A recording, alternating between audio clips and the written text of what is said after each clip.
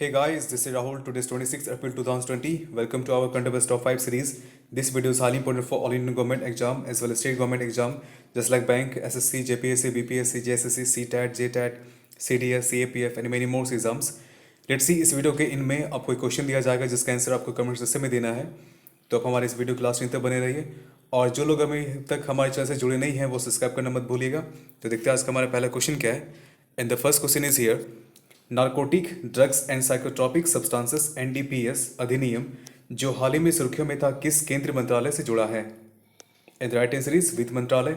23 अप्रैल 2020 को भारत के सर्वोच्च न्यायालय ने कहा कि प्रतिबंधित दवा मिश्रण की मात्रा के आधार पर अपराधी की सजा तय की जाएगी, न कि शुद्धता पर। शीर्ष अदालत ने narcotic drugs and psychotropic substances act के तहत यह स्पष्टीकरण दिया है। अवैध दवा बाजारों में दवाओं को मिलावटी या अन्य पदार्थों के साथ मिलाया जाता है या हेरोइन की वाष्पीकरण दर को कम करने के लिए किया जाता है। इसमें चॉक पाउडर, जस्ता ऑक्साइड और अन्य सस्ती लेकिन अधिक खतरनाक अशुद्धियों को मिलाया गया है।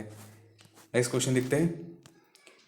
ESIC मेडिकल कॉलेज हैदराबाद के सहयोग से किस सरकारी संस्था द्वारा देश की पहली कोविड-19 नमूना संग्रह मोबाइल लैब विकसित की गई है? And the right answer is रक्षा अनुसंधान और विकास संगठन, जिसे DRDO भी कहा जाता है शॉर्ट फॉर्म में।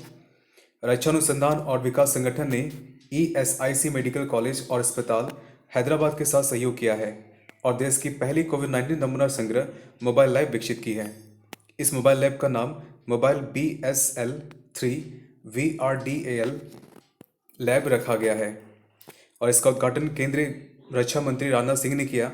इस लैब को भारतीय चिकित्सा अनुसंधान परिषद ICMR द्वारा अनुमोदित किया गया है और यह एक दिन में 1000 से अधिक नमूना को प्रोसेस कर सकता है। इस प्रयोगशाला को रिकॉर्ड 15 डेज में विकसित किया गया है और इसे किसी भी स्थान पर तैनात किया जा सकता है। नेक्स्ट क्वेश्चन देखते हैं।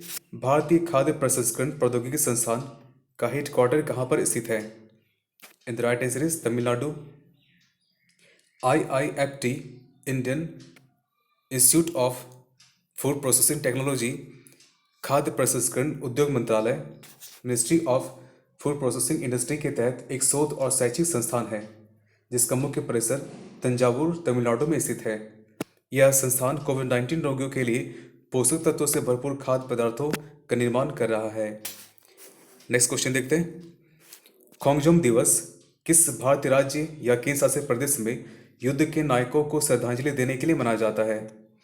And the right answer is Manipur. 23 अप्रैल 2020 को मणिपुर राज्य में खोंगजोम दिवस मनाया गया।